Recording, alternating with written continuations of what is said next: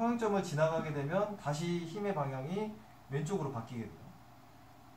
점점 속도가 느려지고 다시 원래 위치까지 가서 멈추게 되죠.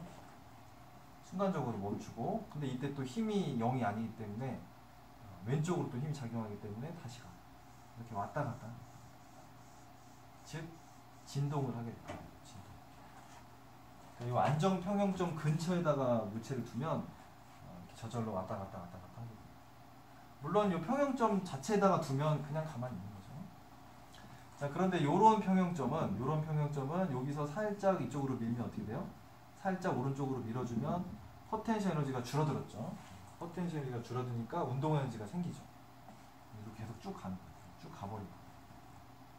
이쪽도 마찬가지. 이쪽에서 살짝 이쪽으로 옮겨주면 포텐셜 에너지가 작아지기 때문에 그만큼 운동 에너지가 생기게 되고, 그럼 이제 쭉 가게 되는 거죠. 자, 그래서 자, 어떤 물체가 갖는 이런 상황에서, 이런 포텐셜 에너지가 있는 상황, 주어진 상황에서 어떤 물체가 갖는 역학적 에너지가 예를 들어서 이렇게 된다. 이만큼. 이러한 역학적 에너지를 갖는 물체는 일단은 이런 지점에는 존재할 수가 없어요. 그죠? 왜 그러냐면 역학적 에너지가 이만큼인데 만약에 뭐 여기 있다 그러면 역학적 에너지보다도 포텐셜 에너지가 더 커요. 그러면 여기서는 운동 에너지가 또 마이너스가 돼야 되는데 있을 수가 없죠. 이런 지점에는 존재할 수가 없고, 요 사이, 실제로는 이제 위치는 요 사이에만 존재할 수 있고, 이렇게 안정 평형점을 포함하는 경우는 요 사이에서 왔다 갔다 진동을 하게 된다. 자, 그런데 만약에 지금 포텐셜 에너지가 이렇게 있다고 해봅시다. 이렇게. 근데 역학적 에너지가 이만큼이야. 이만큼. 역학적 에너지가 이만큼. 그럼 얘는 어떻게 돼요? 이렇게 쭉 가서 이렇게 쭉 따라가다 보면은 이때가 포텐셜 에너지가 제일 컸죠. 그러니까 이쪽으로는 못 가고 이쪽으로는 안 되고 이쪽으로는 쭉 가는데 계속 가는 거죠.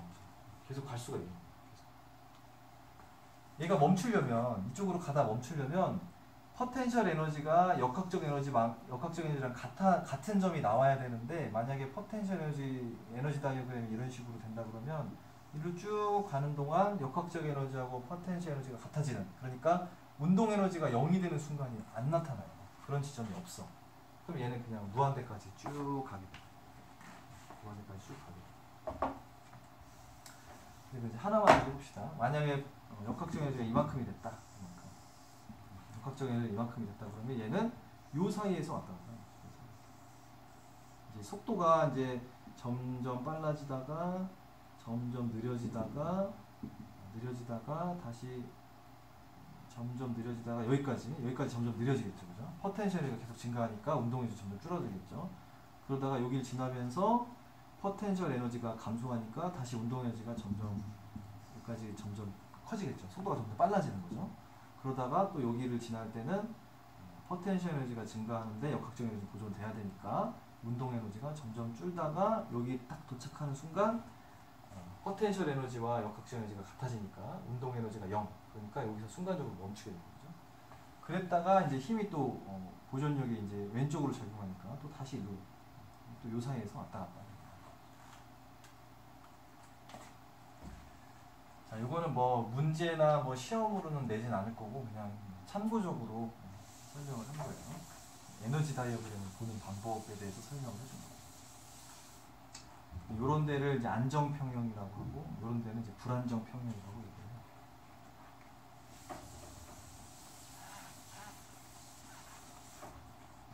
자, 그 다음 예제를 하나 또 풀어볼게요. 이렇게 질량이 전체 질량이 m이고 전체 길이가 l인 어떤 균일한 밧줄이 있어요. 근데 이 밧줄이 절반만 책상 위에 올려져 있고 절반은 책상 아래로 이렇게 늘어뜨려져 있습니다. 요 줄의 끝을 이렇게 잡고 있었어요. 마찰은 없고요. 마찰은 없다고 이렇게. 이렇게 잡고 있다가 요거를 이제 보면 일정한 힘, 크기가 일정하다는 얘기예요. 방향도 일정하지만 일정한 크기의 힘을 이렇게 쭉 잡아당겼어요. 잡아당겼을 때 그럼 이게 쭉 따라 올라가겠죠? 딱 따라 올라가서 요 끝점이 요 책상 위로 딱 올라갔을 때 이렇게 됐을 때 이 밧줄의 속력을 구하시려고 하는 거죠. 밧줄의 속력. 자, 이 경우에는 이제 아까도 얘기한 것처럼 이제 에너지 뭐 일단 일에너지 정리로 무조건 생각할 수도 있고요. 그럼 이제 모든 힘이 하는 일을 다 구해줘야 되기 때문에 에너지 보존을 이제 생각하면 에너지가 언제 보존된다고 했어요? 비보존력이 하는 일이 0일 때 역학적 에너지가 보존된다고 했지. 근데 지금 이 물체에 작용한 힘은 수직 항력이 있을 거고 중력이 있겠죠. 그리고 또 뭐가 있냐면 외력이 있죠. 잡아당기는 외력. 근데 수직 항력은 비보존력이지만 어차피 하는 일이 0이기 때문에 생각 안 해도 되고 중력이 일을 하겠죠. 근데 이거는 우리가 포텐셜 에너지로 대신 생각을 해줄 거고 그러면 이제 요 힘이 하는 일이 지금 있으니까 이 경우에는 이걸 써야 됩니다. 비보존력이 한 일이 역학적 에너지 변화와 같다. 이 식을 사용해줘요. 그럼 먼저 비보존력이 한 일을 구해봅시다. 비보존력은 지금 외력 F밖에 없죠. 근데 이거 얼만큼 이동하냐면 2분의 1이 이제 들어 올려져야 되니까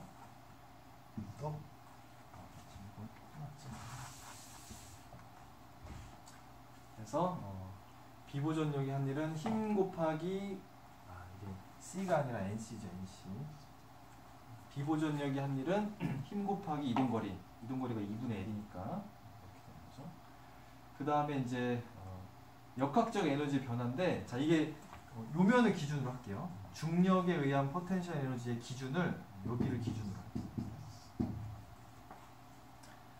포텐셜 에너지는 기준에 따라서 값이 달라져서 기준을 먼저 정확하게 정해놓고 해야 돼요. 이 책상 면을 기준으로 하면 이게 완전히 다 올라갔을 때는 포텐셜 에너지는 0이 되고 그때의 속도를 V라고 하면 운동 에너지는 2분의 1 mv 제곱. 요게 이제 나중 역학적 에너지.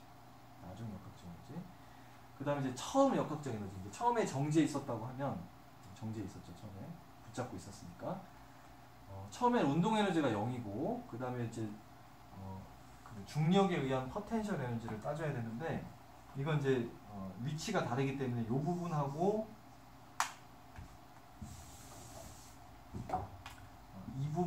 이 부분을 나누어서 생각을 해봐야 돼요. 이 부분은 책상면, 기준면에 있기 때문에 이 부분의 포텐셜 에너지는 0이고요. 자, 이 부분의 포텐셜 에너지를 따져야 되는데 전체 질량이 라지 m이라고 했으니까 여기는 절반이니까 얘의 질량은 2분의 m이 되는 거죠.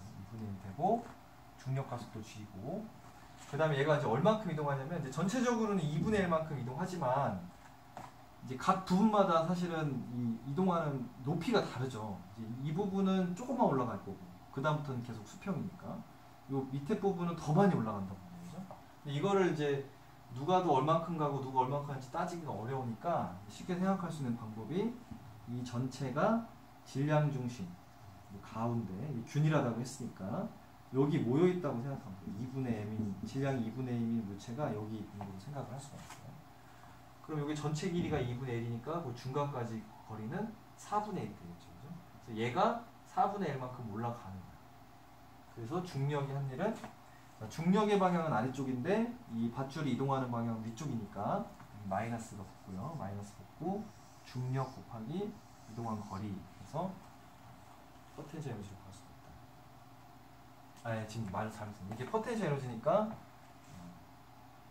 질량 곱하기 중력 그러니까 mgh 그러니까 질량은 그러니까 2분의 m이고 중력 가속도 g 곱해주고 요 위치 말을 잘못 그러니까 이게 식이 틀렸네요.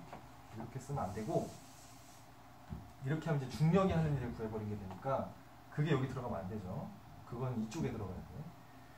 그래서 요거는 이제 식을 좀 틀렸어요. 이게 플러스 이제 여기 그 처음 위치 에너지가 되는 건데 이 처음 위치 에너지는 2분의 mg에다가 위치가 기준면에 대해서 아래쪽에 있으니까 마이너스 4분의 1 이렇게 구하는 거 같아요. 표현이 틀렸어요.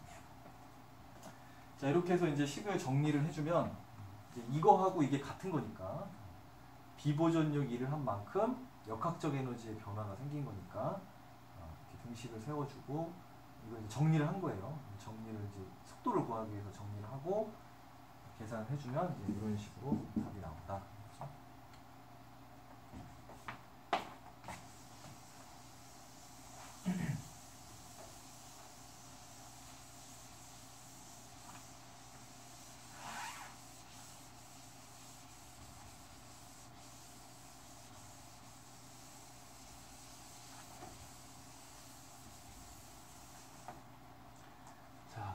다른 예제인데 요거는 이제 그 지금 앞에 예제들은 그냥 뭐 일이나 에너지만 가지고 풀 수가 있었는데 이제 이 문제는 에너지만 가지고는 해결이 안 돼요.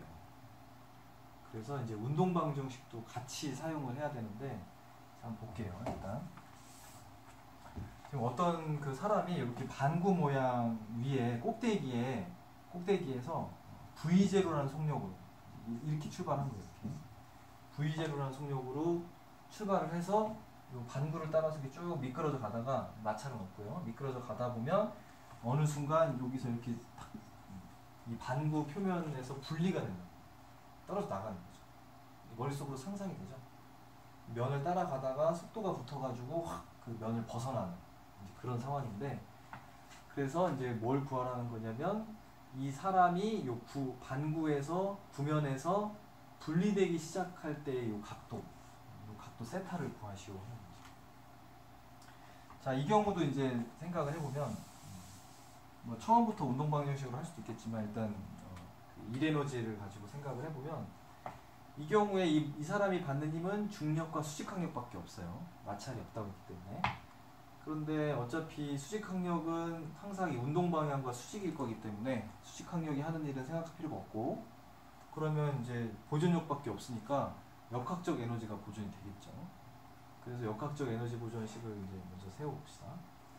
자, 처음에는 여기 있었죠.